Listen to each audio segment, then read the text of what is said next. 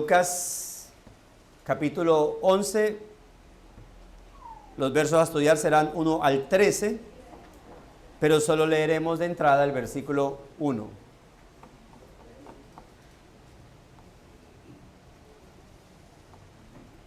¿Listo?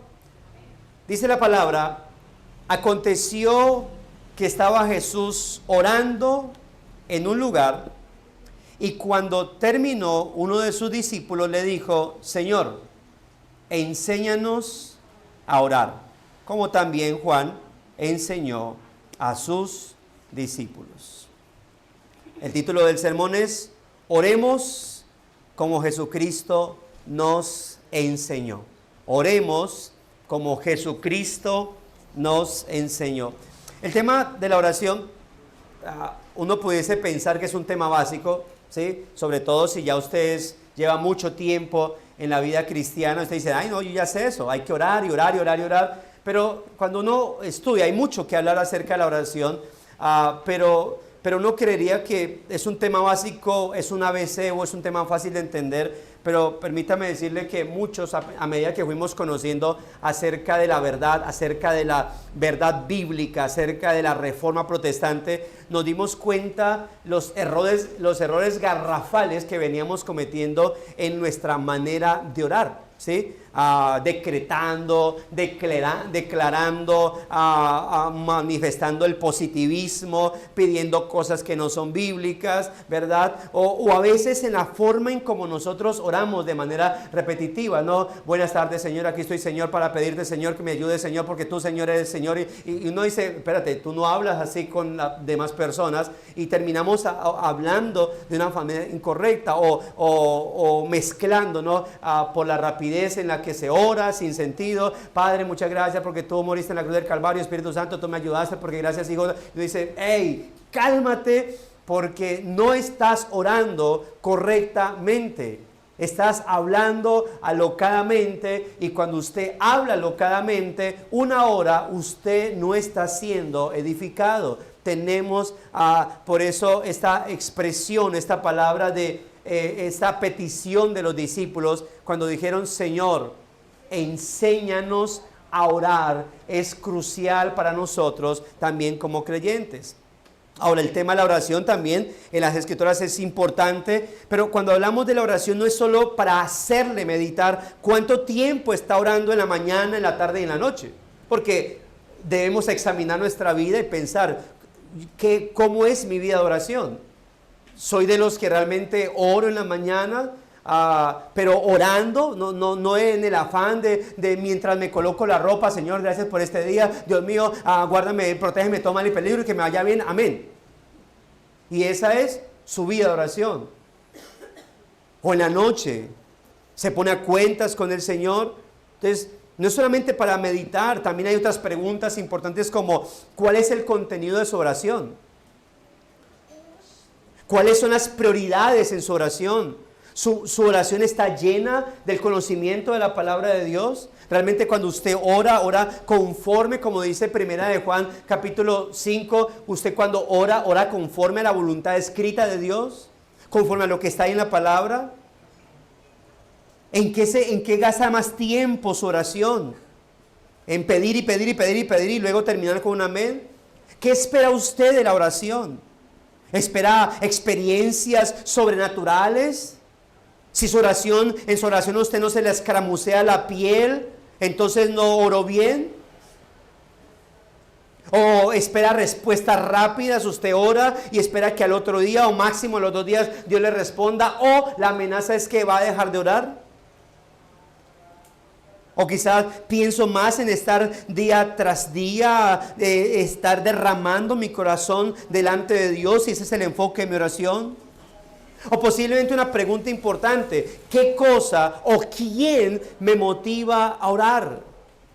Y eso todo depende de la respuesta a la pregunta de quién yo he aprendido a orar. De quién yo he aprendido a orar. Por eso el título del sermón es ¿cuál? Oremos como Jesucristo nos enseñó. Y es por eso que la verdad central del sermón es la siguiente: oremos constantemente porque Jesucristo es nuestro modelo de oración. Oremos constantemente porque Jesucristo es nuestro modelo de oración. Aprender a orar es una pequeña parte de lo que nosotros tenemos que hacer. Ya a partir de ahí, una vez conozco cómo debo orar, ya entonces el llamado es a orar constantemente, porque Jesucristo es nuestro modelo de oración. No solamente modelo como aquel que nos enseña a orar, sino también como aquel patrón ejemplar que tenemos nosotros para orar. Y esta verdad, por eso vamos a estarla recordando en los 3 puntos de nuestro sermón. Y empiezo con el primer punto. La oración que el Señor Jesús enseña. La oración que el Señor Jesús enseña o enseñó, versículo 1 al 4. Ahora sí vamos a leer los textos.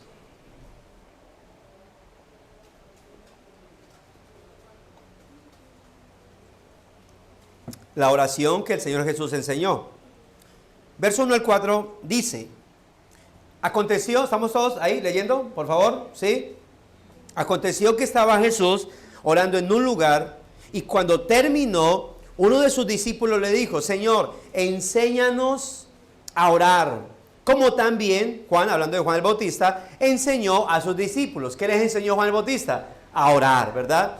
Y les dijo: cuando oréis, decid: Padre nuestro que estás en los cielos, santificado sea tu nombre, venga tu reino.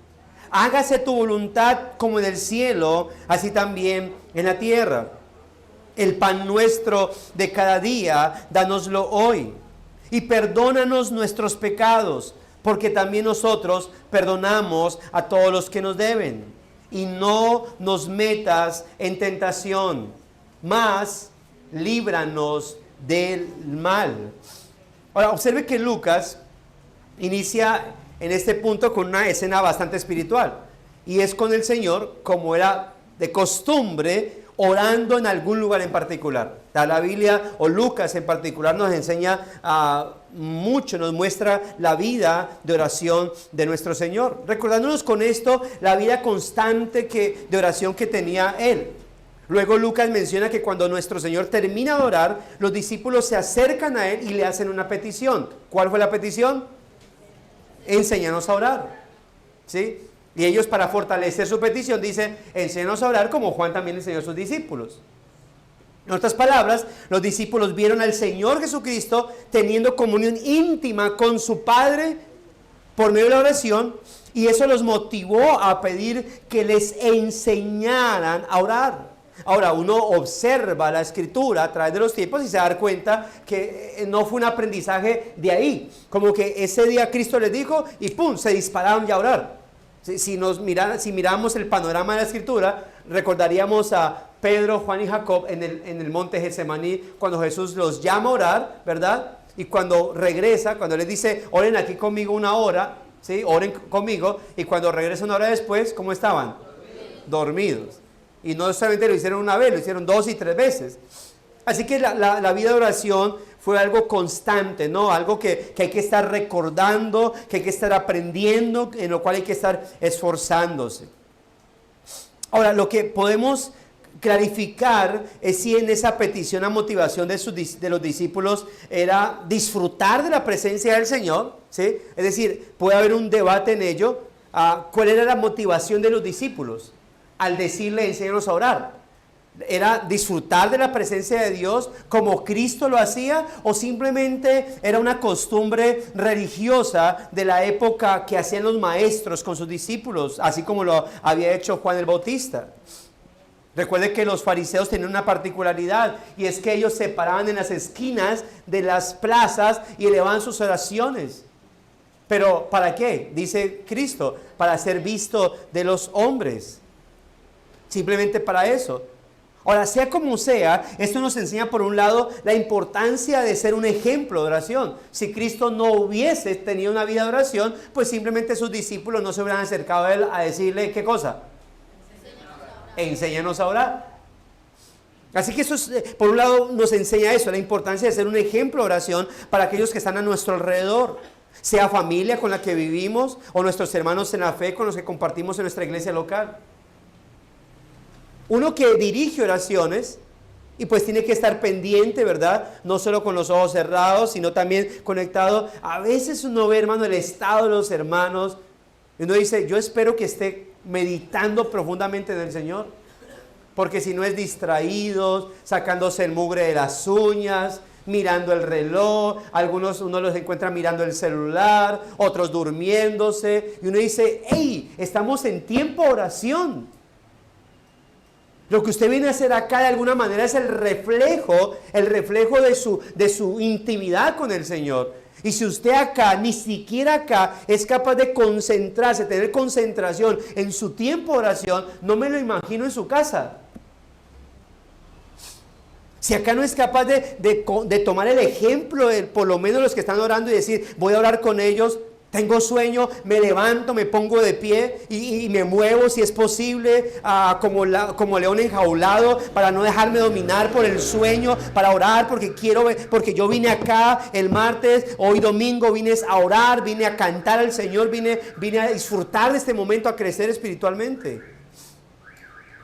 Sobre todo porque ya es loable el hecho de que usted ¿qué? Venga, ¿sí? Venga a orar con la iglesia del Señor, se esfuerce por venir a orar con la iglesia del Señor, pero eso muestra la importancia. Y no se trata de orar para ser vistos, como ya lo dije, al estilo hipócrita de los fariseos, sino de demostrar una vida de oración para motivar a quienes nos rodean, para motivar al cónyuge y no solamente el esposo a la esposa. Créame, una esposa que ora motiva también al esposo que puede estar flaqueando en la oración. Una motivación para los padres, para los hijos, para los nietos, para los sobrinos, para nuestros hermanos en carne. Es una motivación para todos ver a alguien que ora. Vemos entonces que nuestro Señor Jesucristo, ante la petición de sus discípulos, lo que hace el Señor es darles un modelo de oración. No obstante, esta oración jamás tuvo como objetivo volverse un rezo repetitivo que debemos hacer para sentirnos protegidos. ¿Sí? La gente cuando habla de los supuestos sustos, ¿no? Y todas esas cuestiones en el campo dice, no, y cuando me asustaban yo decía, Padre nuestro que estás en el cielo, santificado sea tu nombre con nosotros. Dice, ¿qué? Y que entonces cuando el diablo está muy fuerte, entonces hay que aprender a leer, a rezar el Padre Nuestro al revés. Dice, ¿qué es eso? Yo he escuchado esas cosas, hermano. Dice, esta gente jamás entendió, no ha entendido en su vida. Y en el colegio cuando nos paraban, en el tiempo donde intentaban meter religión en las escuelas, uno lo paraban y antes de entrar al colegio, antes de entrar al salón, era el Padre Nuestro, el Dios te salve María. Y uno era Padre Nuestro que está en el cielo, santificado, y después, ¿cómo es que decía? Padre Nuestro que está en el cielo, santificado sea tu nombre por nosotros. ¿Qué? Confundir las oraciones. Padre nuestro, dice, Padre nuestro que está en los cielos, santificado sea tu nombre, venga tu reino, hágase tu voluntad, como en el cielo, así también en la tierra. El pan nuestro cada día, pero todo era de una manera mecánica. Todo se hablaba sin sentido, es más, como que la boca ni siquiera, el cerebro ni siquiera se da cuenta de lo que la boca estaba haciendo. Porque ya era algo que mecánico. El Señor jamás tuvo como propósito enseñar esta oración para volverse un rezo repetitivo sin sentido alguno. ¿Está mal que yo entonces lo ore así como está? No. Si entiende lo que dice ahí, si entiende lo que significa y si lo haces de corazón para el Señor. Es un buen inicio la oración que conocemos, porque no es que la oración, Cristo no dijo, voy a enseñarles el Padre Nuestro. Uno es que le llama el Padre Nuestro, pero originalmente pudiésemos decir la oración modelo que Jesús enseñó. Así que el Señor Jesús jamás tuvo la intención de pedir que se repitiera todas las veces que pueda su oración modelo, al punto incluso de convertirlo como en un amuleto para la buena suerte. Por ello en Mateo, incluso en Mateo 6, la oración modelo que enseñó Jesús no puede ser, como él dice el texto, una vana repetición. Cristo dijo, no hagáis vanas repeticiones, Hay repeticiones válidas, hay repeticiones eficaces. Pero cuando las repeticiones son vanas es cuando usted las hace, como dicen por ahí, como el loro, ¿no? El loro repite, pero él no entiende lo que está diciendo. Él no está meditando, no está discerniendo lo que hace y puede pasar en nuestra vida. Puede convertirse en eso en nuestra vida. Y que luego termino con un amén para así creer que ya estoy listo para salir a trabajar, porque nada malo me va a pasar, porque ya oré la oración o el rezo que Jesús colocó en la Biblia. La oración modelo de Lucas capítulo 11, que es la misma que encontramos en Mateo 6, más bien tiene como propósito guiar el contenido y orden de nuestras oraciones diarias para evitar el peligro de inventar alguna cosa que no tenga que ver con lo que el Señor quiere que oremos, hermano. Ese es el propósito. Guiar el contenido y orden de nuestras oraciones diarias para evitar el peligro de estar inventando cosas sin sentido, cosas que no tienen que ver con la Escritura. Ahora, en lo que vemos en este hermosísimo modelo de oración es lo siguiente. Vamos a ver que la oración se divide como en dos partes, en dos tipos. Uno, dirigido hacia Dios, enfocado en Dios. Y la segunda parte es relacionado con nosotros. Hablemos de esa primera parte de la oración que va dirigida a Dios, que tiene como centro a Dios. Note que esta oración comienza con Dios y no con nuestras necesidades. Buenas tardes, Señor, aquí estoy para pedirte que me ayudes. Y dice, espérate. ¿Cómo inicia la oración? Padre nuestro. ¿Por qué? Porque está centrada en Él, en Dios. Y no quiere decir esto que por orar por las necesidades terrenales o que orar por las necesidades, peticiones terrenales sean malas oraciones. No, claro que son válidas, se pueden hacer, pero en su debido orden. Por ello lo que Cristo está diciendo de entrada es que tenemos un Padre que está en los cielos al cual debemos dirigirnos. Y empezando por ello, que es la primera vez que Cristo al enseñar a orar a sus discípulos, no a todas las personas, porque eso es una enseñanza particular. Fueron sus discípulos los que le pidieron que les enseñara a orar, y por lo tanto es a sus discípulos a quienes ¿qué? Les está enseñando a orar.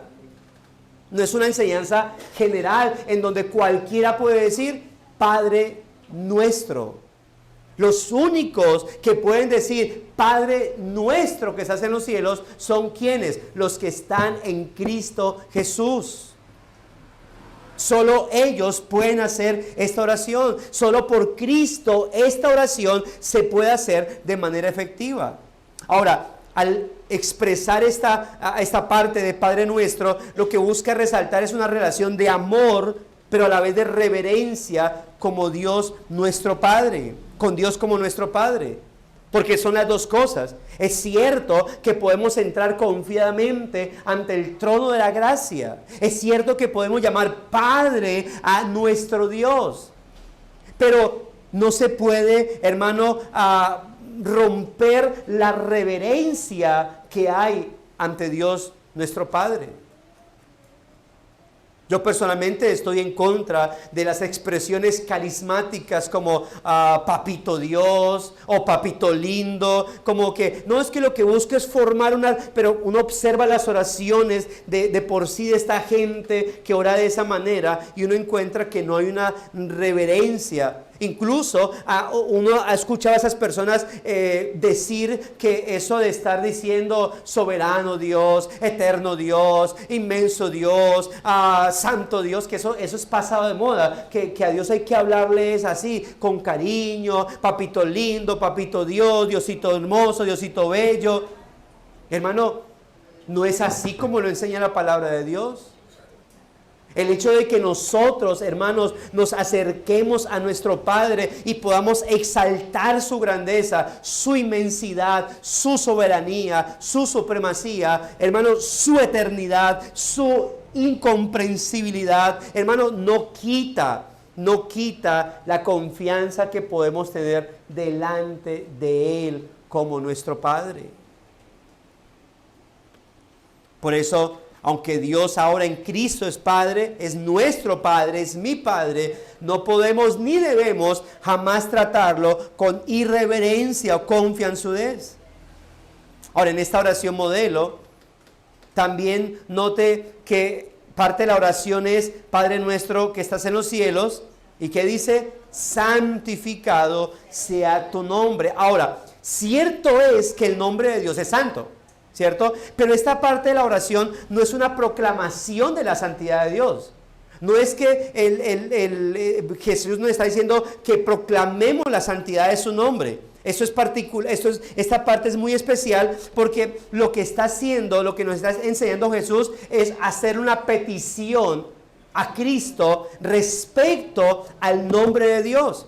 En otras palabras, note cómo se leería exactamente esta oración: Padre nuestro que estás en los cielos, que siempre sea santificado tu nombre. Eso es lo que está diciendo. Padre, que siempre sea santificado tu nombre. Es decir, lo que Cristo nos quiere traer en mente es que debemos hacer esta petición para que nuestras vidas e iglesias no tomen con ligereza, hermanos, la presencia de Dios. Claro que es nuestra responsabilidad, pero una responsabilidad que debe ser ayudada por Dios a cumplir. En otras palabras, le estamos pidiendo al Señor: Dios, santifica tu nombre siempre en medio de nosotros. Señor, que seamos un creyente o que seamos una iglesia en la cual tu nombre siempre sea santificado. No es una proclamación de la santidad del nombre de Dios. Es una petición que en medio de nosotros su nombre sea ¿qué? Santificado. Es decir, que Dios intervenga en ser una en ayudarnos a ser una iglesia ¿cómo? Una iglesia santa, una iglesia reverente. Por eso, hermanos, mire, yo les suplico, yo sé que ustedes trabajan y que se cansan y que les da sueño. Y si se les dificulta el día sábado dormirse más temprano, y por lo tanto, de tal manera que al final llegan hoy domingo con sueño, hermano, hágalo lo que sea para que usted no pierda su tiempo de edificación. No pierda su tiempo. Si vamos a tener 10 hermanos con sueño, parados, de pie, no importa. Los vamos a entender. Pero la idea es que si usted viene aquí y está orando, está cantando, usted esté con sus 5 sentidos. Eso es parte de santificar el nombre del Señor. Que si usted está escuchando la palabra, esté con sus 5 sentidos. De esa manera estamos pidiéndole al Señor: santifica tu nombre en medio de nosotros. Pero luego también, ¿qué dice en esta oración en la cual está dirigida hacia Dios? También le pedimos: venga tu reino. Es decir, rogar que ese reino glorioso de Dios venga a nosotros y que se haga una realidad entre nosotros. Ahora, sabemos por la Escritura que Cristo ya inauguró su reino. Recuerda que Cristo, cuando estaba orando aquí, venga tu reino, Cristo todavía no había ascendido a sentarse a la diestra de la majestad de las alturas. Cuando Cristo muere, resucita y asciende, Cristo asciende para tomar ¿qué? Su reinado. Así que en este punto en el que nos encontramos ahora, Cristo ya está reinando, su reino ya está en medio de nosotros. Ahora, lo que sí podemos rogar al Señor, por un lado tenemos que orar para que el reino de Dios pueda ser vivido en la iglesia. Si somos la iglesia, somos los embajadores del reino de Dios. La pregunta es: ¿estamos representando correctamente al Señor? ¿Estamos representando correctamente el reino de Dios? Y esto por eso se conecta con la evangelización, hermanos, con la proclamación del evangelio.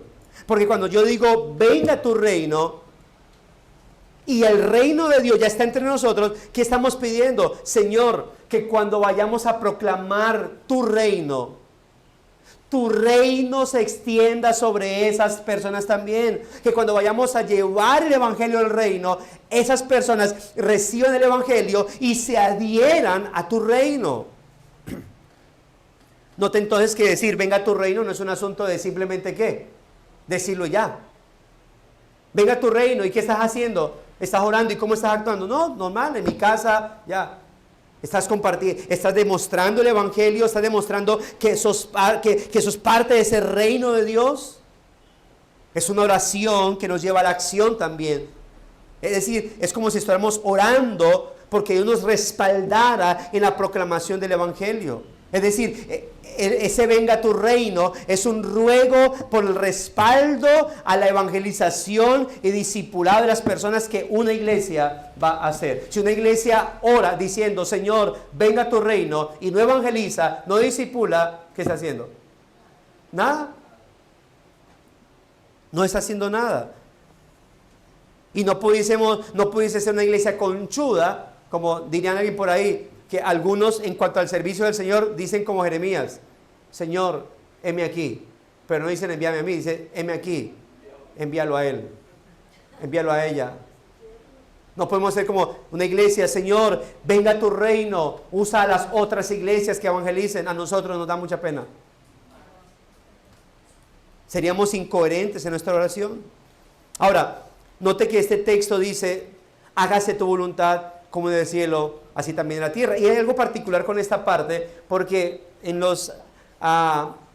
originalmente esta parte no está en el texto de Lucas, pero sí está en el texto de ¿qué?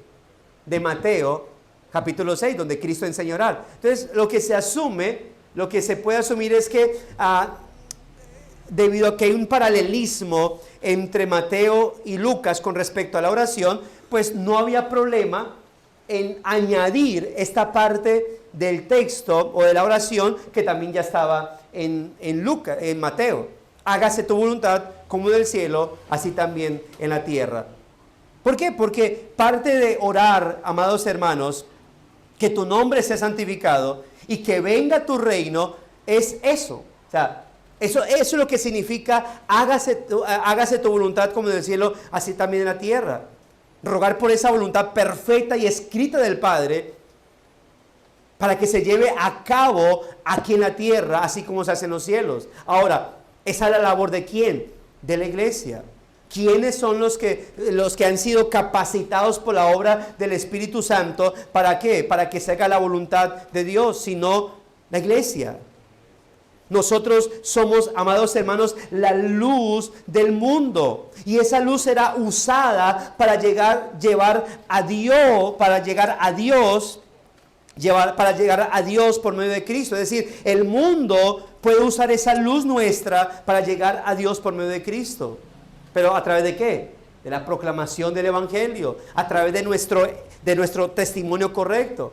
Pero también esa luz obviamente va a pasar, que esa luz también puede ser aborrecida porque la gente ama las tinieblas, porque la gente prefiere las tinieblas. Pero sea como sea, como iglesia debemos esforzarnos en la gracia y en el Espíritu para hacer su voluntad como se hace en los cielos. Observe entonces como nunca nuestras oraciones deben iniciar centradas en nosotros mismos, sino ¿en quién? En Él. En su santidad, en su magnificencia, en su reino, en su perfecta voluntad. De esta manera aprendemos que la oración modelo va dirigida a Dios y está centrada especialmente en Él. Ahora, esto nos conecta con lo segundo que vemos en este modelo de oración y que nos conecta con algunas de nuestras peticiones en particular. Es decir, que nos conecta con nuestras necesidades más bien. Porque note que lo siguiente que es, el pan nuestro de cada día, dánoslo hoy. No, lo que le decía al principio, no es malo presentar nuestras peticiones. El pan es como cuando oramos diciendo, Señor, hoy haya provisión. Bueno, yo como ya hice mercado, no tengo que orar por eso. No, ora agradeciendo al Señor, porque hay provisión. Ora agradeciendo. Y debemos hacerlo, hermanos. Debemos hacerlo porque el hecho de que nos levantemos, hermano, y podamos ver todo provisto, es una gracia del Señor. Ahorita con esto de los terremotos, viendo gente que vivía en unos apartamentos impresionantes y decir, yo tenía mi vida realizada, ahí quedó, todo se perdió. Y uno decir, caramba, uno puede pasar de decir, tengo una vida estable, organizada, a decir, necesito una carpa. ¿Ve? Hermanos, agradezcamos siempre al Señor. ¿Por qué? Por su provisión. Porque Él nos da el pan nuestro de cada día. Ahora, tal vez hay gente que vive en esto. Hay gente que vive orando y diciendo, Señor, necesito el pan del día de hoy. No lo tengo. Sí, puede ser que eso esté pasando.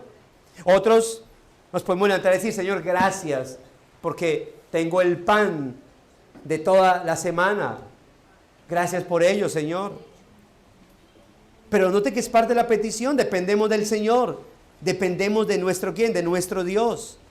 Él es el que nos provee, el que nos concede todo. Y por lo tanto a Él debemos agradecerle.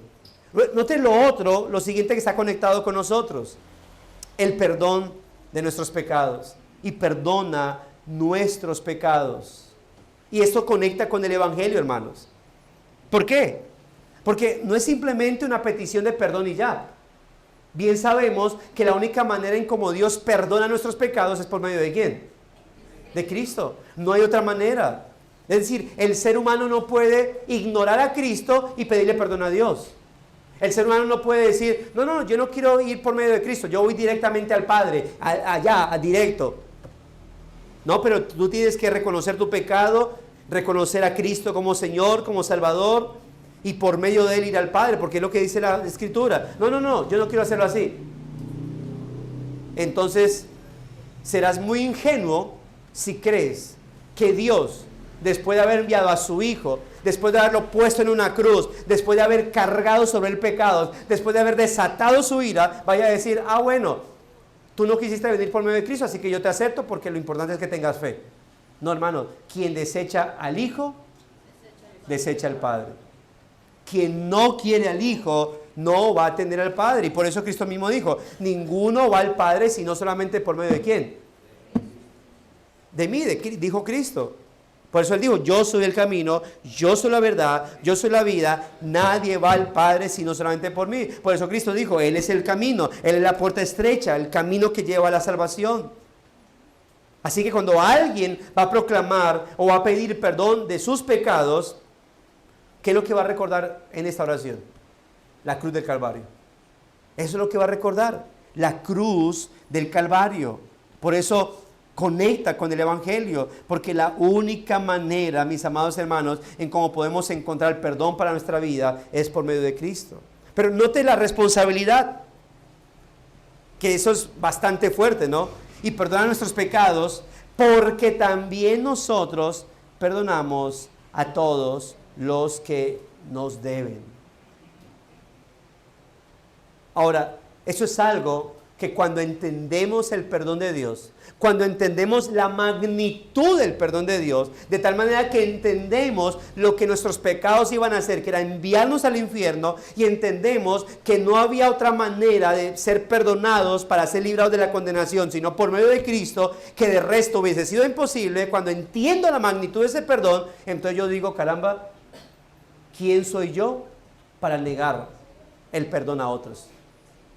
Si Dios me perdonó lo humanamente imposible. Es que, hermanos, no pensemos, no se crea como el bonachón del pueblo, ¿sí? No, es que en el pueblo sí hay unos pecadores aterradores. Yo, gracias a Dios, soy solamente así nomás, así, suavecito. Además, yo ayudo, yo soy un ejemplo a seguir. Dios a mí no tiene que perdonarme mucho. Es más, Dios conmigo no hubiese tenido que sacrificar a su Hijo. Si alguien piensa así, lo más soberbio que puede ser en la vida. Tus pecados, por muy insignificantes que los quieras ver, todos ellos te llevan para el infierno.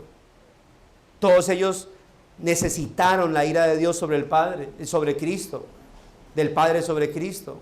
Todos ellos necesitaban que Cristo muriera en la cruz del Calvario, tomando tu lugar. Así entonces, Eso debe llevar a confrontarte. Perdona mis pecados, como también yo perdono a los que pecan contra mí. Eso es una confrontación. ¿Lo haces? ¿Vives recordando y mirando el perdón de Dios comparando tu perdón hacia los demás, comparándolo con el perdón que Dios te ha brindado?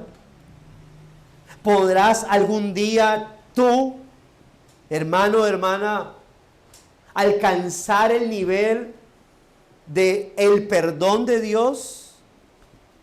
Jamás. Nunca vas a perdonar tanto como Dios te ha perdonado a ti. Sobre todo porque en la cruz del Calvario, como dijo Juan Calvino, Cristo pagó por nuestros pecados pasados, presentes y futuros.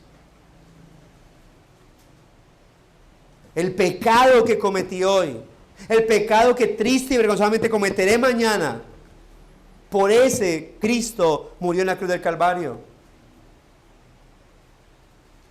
Así que debes perdonar. Pero no también la oración. No nos metas ¿en qué? En tentación. ¿Ora usted al Señor por ello? Señor, guárdame la tentación. Pero no es una petición ligera, hermanos. Esto conlleva meditación, esto conlleva oración, esto conlleva una rendición a Dios. No puedes estar diciendo, líbrame la tentación, y solamente como que esa frasecita es la mágica para que ya ninguna tentación te llegue a tu vida. Debes conectarte con todo lo que Dios nos ha entregado. ¿Para qué? Para que podamos pedir perdón, para pedir esta petición acerca de ser librados de la tentación. Y en ocasiones, mi hermano, mi hermana, no nos metas en tentación. Es que Dios te va a dar la fuerza y la capacidad para salir corriendo, porque no hay de otra. Pero Dios siempre va a estar ahí. Es decir, es una petición que nos lleva a depender de la gracia de Dios para que nosotros podamos con nuestra vida santificar el nombre del Señor. Es una petición que se conecta con el Señor, santifica tu nombre. ¿De qué manera? Ayudándonos a ser librados de la tentación. Así como yo santifico el nombre de Dios aquí en este lugar, también entonces soy llamado a santificar el nombre de Dios. ¿Dónde? Fuera también. ¿Y qué dice? Y líbranos del mal. Ahora, esto implica también con nosotros lo que tiene que ver con más líbranos del mal, es líbranos del mal del pecado, o líbranos también de ¿qué? Del mal de algo que nos pueda hacer. Es bueno y es válido pedir esa protección de Dios en nuestra vida, mis amados hermanos. Es bueno hacerlo, es necesario hacerlo. ¿Por qué? Porque es lo que Dios demanda de nosotros. Ahora, Jesús no solamente, hermanos, dejó un modelo, ¿verdad?, de oración, porque note todo lo que conlleva. Pudiésemos profundizar, hermano, hay libros de más de 500 páginas explicando el Padre Nuestro. Así que hablar del Padre Nuestro o hablar de la oración modelo sería algo bastante extenso. Pero conectemos esto con lo segundo, la parábola de la oración.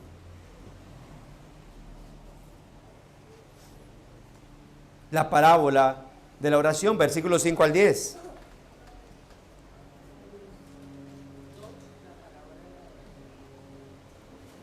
Punto 2, la parábola de la oración. Dice, les dijo también, versículo 5 al 10. Les dijo también, ¿quién de vosotros que tenga un amigo, va a él a medianoche y le dice, amigo, préstame 3 panes? Porque un amigo mío ha venido de viaje y no tengo que ponerle adelante. Y aquel respondiendo desde adentro le dice, no me moleste, la puerta ya está cerrada y mis niños están conmigo en cama. No puedo levantarme y dártelos. Os digo que aunque no se levante a dárselos por ser su amigo, sin embargo por su importunidad se levantará y le dará todo lo que necesite. Y note que con base a esa parábola el Señor establece una ordenanza. ¿Cuál es la ordenanza? Y yo os digo, pedid y se os dará, buscad y hallaréis, llamad y se os abrirá. ¿Por qué? Porque todo aquel que pide, recibe, el que busca, halla, y el que llama, se le abrirá. Pero note esta petición, esta parábola, perdón, que expone el Señor, porque es algo que uno diría, es normal si alguien no hubiese, si ese tendero no se hubiese parado a abrirle a esa persona, sobre todo por la forma de las casas. Esto no es como una casa que tiene 2 habitaciones, ellos todos de por sí eran como todo en una habitación, máximo en 2 habitaciones. Cuando cerraban con trancas, ¿sí? Y luego acomodaban todo y entonces se acostaban todos ahí en un solo lugar. Así que este hombre, para levantarse a abrir, tenía que hacer una parafernalia impresionante. Mover una cosa, quitar otra, pasar por encima, despertar posiblemente a su familia, prender por una lámpara, una cantidad de cosas. Por eso él dice, no me molestes. Ya está cerrada, mis niños están conmigo en cama, no me puedo levantar. Pero note lo particular de esto. Dice, aunque no se levante a dárselo por ser su amigo, sin embargo, ¿por su qué? Por su importunidad. Por su importunidad se levantará y le dará todo lo que necesite. Es decir, hay algo muy especial. Y es que este hombre, el amigo, es decir, el tendero se pone como en los zapatos del amigo también. Porque el amigo... hay gente que, note que está diciendo que un amigo suyo llegó de noche. Ahora, porque hay gente que procuraba viajar a partir de cierta hora de la tarde.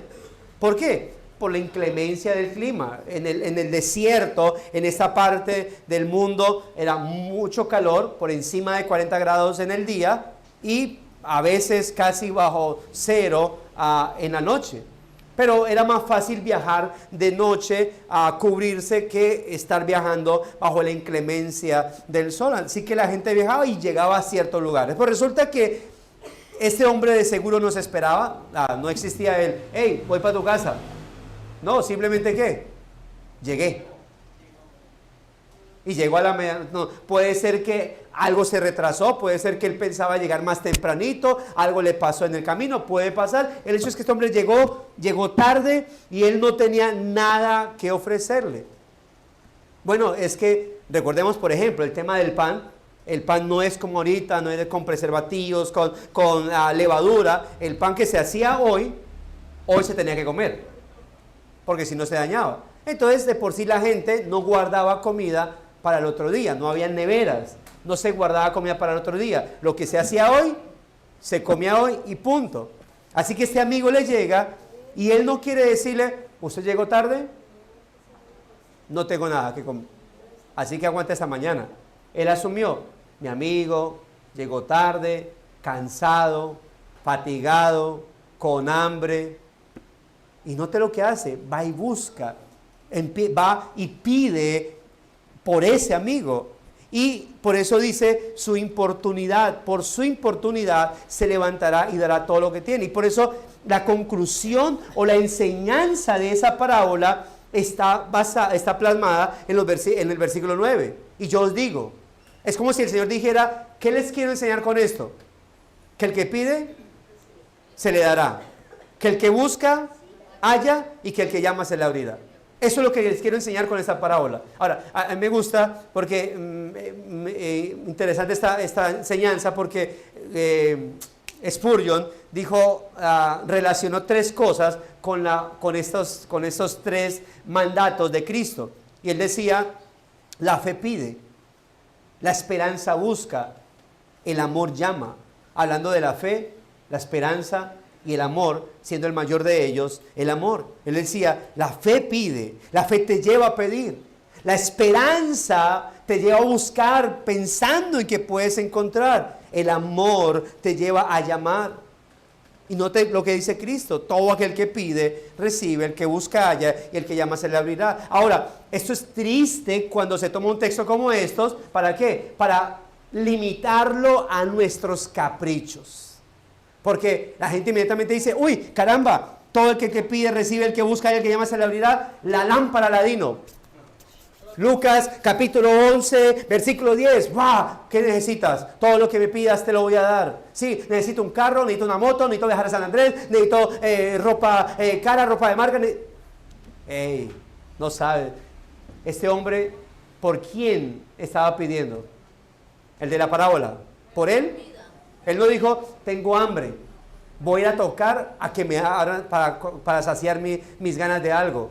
Él tocó por alguien que fácilmente hubiera podido dejarlo ahí, hambriento porque quiero mandar a llegar tan tarde. Problema mío si llegó tarde. Pero no, ¿qué hizo? Voy a interceder por él, a pedir por él. Ni siquiera por él. Santiago, ¿qué dice? Pedís y no recibís porque pedís mal. Pedís para gastar en vuestros deleites. Hemos ya dicho al respecto que no hay mejor corazón que aquel que no tiene para dar en el momento. No, si yo tuviera, y si yo tuviera daba, y si yo tuviera daba, y si yo tuviera daba. ¿Y cuando tienes? Pues es que mire, pues yo sí, yo había pedido para esto, pero es que hace rato quiero hacer un viaje. Es que hace rato quiero una cosa. Es que hace rato quiero otra. Y ya. Y lo que estabas diciendo que estabas pidiendo para ayudar a este o aquel o al otro. Hermanos, el texto de la parábola y la enseñanza que Cristo está dando en los versículos 9 y 10, que son la ordenanza, porque es una parábola con un mandamiento de pidan, busquen, hallen, porque el que pide recibe, el que busca halla, el que llama se le abrirá. Pero esto no tiene que ver con sus caprichos. No siempre lo que yo creo que necesito realmente, lo necesito. Dios es el que sabe cuándo realmente yo sí estoy necesitando algo por lo cual estoy pidiendo. Dios es el que sabe cuándo realmente yo necesito ya eso o tal vez puedo esperar un poco más. Somos nosotros los que a veces queremos, mis amados hermanos, queremos mover como si Dios fuera un ser humano como nosotros, como si Dios fuera un ser pasible, ¿verdad? Moverle sus sentimientos. No, realmente nosotros no podemos, hermano, por mucho que lloremos, por mucho que digamos, Señor, pero tú sabes que yo lo necesito, que yo lo quiero. Hermano, no siempre es real. Hay cosas que nosotros queremos, pero no las necesitamos. Y se la estamos pidiendo a Dios y creemos que sí la necesito. Pero no, mis amados hermanos. Dios sabe que podemos aguantar. Dios sabe que podemos resistir. Eso sí, eso no quita la realidad de ¿qué? De que pidas. ¿De que qué? De que busques. ¿Y qué más? Y de que llames.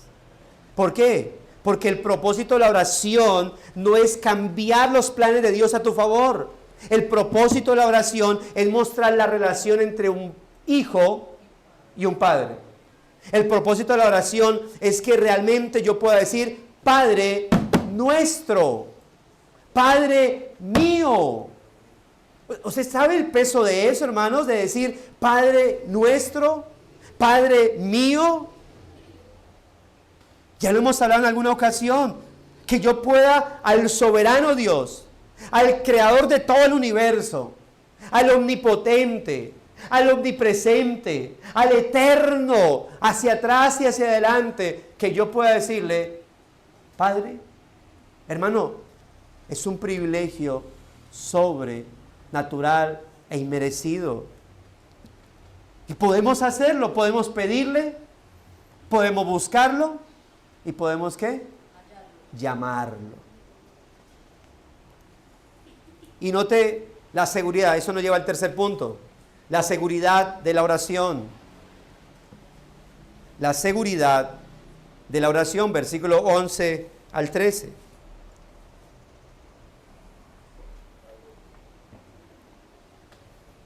La seguridad de la oración. Verso 11 al 13 dice, ¿qué padre de vosotros, si su hijo le pide pan, le dará una piedra? ¿O si pescado, en lugar de pescado, le dará una serpiente? O si le pide un huevo, ¿le dará un escorpión? Versículo 13, ¿qué dice? Pues si vosotros siendo malos saben dar buenas dádivas a sus hijos, ¿cuánto más nuestro Padre Celestial dará el Espíritu Santo a los que se lo pidan? ¡Ay! Note lo especial de esto. Nótelo, ¿en dónde debe enfocarse el pedir, buscar y llamar? Porque Cristo, yo puedo decir, pida, busque, llame, porque el que pide se le da, el que busca encuentra y el que llama se le abrirá. ¡Ay! Materialismo. No. ¿A dónde, con qué lo conectó el Señor? Versículo 13. Con el Espíritu Santo. No lo conectó con materialismo, no lo conectó con caprichos personales, como dice Santiago. Ustedes piden y no reciben porque piden mal, porque piden para gastar en sus ¿qué? En sus deleites. Y a veces movidos por la envidia. Ay, él tiene, yo también quiero tener, Señor, dame eso porque él tiene. A veces movidos por la envidia y por eso no reciben. Y terminan peleando con Dios y enojados con el Señor. Note cómo el Señor conecta el pedir, el buscar y el llamar, ¿con qué? Con el Espíritu Santo. Y note el argumento que da. ¿Qué padre de ustedes, si su hijo le pide una cosa, una comida, le va a dar algo malo? Bueno, de pronto por broma, ¿no? Pero después le da lo bueno. No, por realidad. Dice, aun ustedes siendo malos, saben dar buenas dádivas. Lo que decíamos ahorita en la lectura del párrafo del capítulo 16. Las buenas obras. El ser humano sin Cristo hace buenas obras. Que sus buenas obras no glorifican a Dios. Y parte de sus buenas obras son ¿qué? Velar por su familia. No se necesita ser creyente para que un esposo sea buen esposo. No se necesita ser creyente para que un padre sea buen padre. No se necesita ser creyente para que un vecino sea un buen vecino. No se necesita ser creyente para que una persona... Mira ahorita cómo uno hizo que de cierta manera uno ve bonito eso. Colombia desbordada ayudando. Otros sí criticando y otros metiendo política. Pero la mayoría ¿qué? Eso saliendo y saliendo dice, caramba. Y incluso por ahí salió una frase, ¿no? Nuestra abuela o nuestra madre decían de comen uno, comen dos. Y Colombia entera lo entendió. Y está bien. Porque la gente siendo mala, ¿sabe qué? Dar buenas dádivas al que lo necesite. Ahora, ¿por qué el Señor está seguro que si yo le pido a Dios, Él me va a dar? Si yo lo busco, lo voy a hallar. Y si yo lo llamo, Él me va a abrir. Porque mi oración está enfocada ¿en qué? En los asuntos espirituales. Por eso dice, ¿cuánto más vuestro Padre dará el Espíritu Santo a quién? A los que se lo piden. Puede ser, hermanos, puede ser que ante necesidades terrenales, materiales, puede ser que el Señor, aunque no lo escuchamos, nos diga después. ¿Sí? No siempre dice, Dios no me está escuchando. ¿Por qué? Porque no me está dando lo que yo necesito. No, es que tú no escuchas cuando Él te dice, ahorita no te lo voy a dar. O tal vez no escuchamos cuando Él nos dice, no, eso no te lo voy a dar porque tú no sabes. Pero si yo te diera eso, te haría un daño para tu vida. Es que como nosotros no escuchamos ese tipo de cosas, no meditamos en esas cosas, porque solamente pensamos en ¿qué? En que lo necesito, lo quiero y punto. Ya. Pero porque pensamos en solamente lo material. Ahora, puede ser que en los asuntos materiales, en los asuntos terrenales, puede ser que Dios nos diga, no, todavía no, o no te lo voy a dar. Pero en los asuntos espirituales, hermano, Dios jamás te va a negar lo que necesitas para caminar correctamente delante de Él. Para poder tener una vida rendida, entregada, donde haya una relación correcta de padre a hijo. Y es especial porque Cristo nos está enseñando no solamente un modelo de oración, sino que también nos está enseñando ¿qué cosa? Nos está enseñando lo que sucede alrededor de la oración. Por eso, ¿se acuerda, mis amados hermanos, de lo que mencionamos como el argumento? Oremos constantemente porque Jesucristo es nuestro modelo de oración. No solamente porque nos enseña a orar, sino también porque nos demuestra cuál debe ser la actitud al momento de orar, mis amados hermanos. ¿Qué es lo que tanto pides? ¿Qué es lo que tanto ruegas? ¿Qué es lo que tanto suplicas? ¿En qué está enfocada tu vida de oración? Y eso debemos llevarlo a la meditación, mis amados hermanos. Llevarlo a la meditación. ¿Mis oraciones en qué están enfocadas? ¿En materialismo? ¿En asuntos terrenales? ¿En caprichos personales? ¿En asuntos del corazón? ¿Y en dónde están los asuntos espirituales? ¿En dónde están los asuntos del Señor? ¿En dónde están los asuntos de la vida cristiana? Claro que todos queremos salud, pero Señor, ¿hasta cuándo me vas a sanar? Bueno, ¿y cuándo le vas a decir? ¿Hasta cuándo, Señor? O más bien, ayúdame, oh Dios, a amar tu palabra y sumergirme en tu palabra. Le pedimos al Señor, Dios, que me vaya bien en este día, protégeme de todo mal y peligro, guárdame de los ladrones, guárdame de la gente imprudente, y que hoy, Señor, tenga un buen negocio, una buena venta. Amén. Ya oré, porque yo dependo mucho de Dios.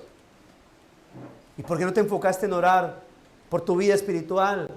Porque hoy, Señor, que hoy yo pueda leer tu palabra y entender muy bien tu palabra, Señor, que hoy pueda tener la valentía de tu espíritu y predicar el evangelio, que hoy, Señor, pueda todo el tiempo estar meditando, adorándote, Señor, que hoy, Dios de la gloria, pueda ser librado de la tentación, y que si tristemente peco, Señor, yo corra a tu presencia y pida perdón y me limpie de esa contaminación y pueda seguir buscando. Hermanos, y eso el Señor dice, claro que lo voy a dar. Claro que te voy a ayudar con eso. Porque si nosotros, siendo malos, sabemos dar buenas dádivas a nuestros hijos, ¿cuánto más Dios, que es perfecto, va a dar qué? Su Santo Espíritu a quienes se lo pidamos. Hermanos, ahora usted que sabe que lucha con el cansancio, pidiéndole, Dios, hoy voy para la iglesia, o mañana es el día del Señor, Dios, fortaléceme para no dormirme, para no cabecear, para estar concentrado en tu palabra y no perderme ni un solo punto de lo que enseñe, de lo que se habla a la luz de tu palabra. ¿Ora usted por eso? Pida al Señor por ello, ruega al Señor por ello, le pida al Espíritu de Dios que lo asista. Hermanos, si siendo malos sabemos dar buenas dádivas a nuestros hijos, ¿cuánto más nuestro Padre nos va a dar su Santo Espíritu cuando se lo pedimos? ¿Cuánto tiempo lleva tu vida de caída espiritualmente? ¿Ya le has pedido al Señor que te ayude, que te restaure? ¿Cuánto tiempo lleva tu vida así toda fría, apagada, tibia tal vez, decaído? ¿Le has pedido al Señor? No, me estoy muriendo en mi lodo, me estoy muriendo en mis penurias. No es lo que el Señor quiere. El Señor es que vayas ante su presencia y digas, Dios, restáurame. Dios, rescátame. Dios, levántame.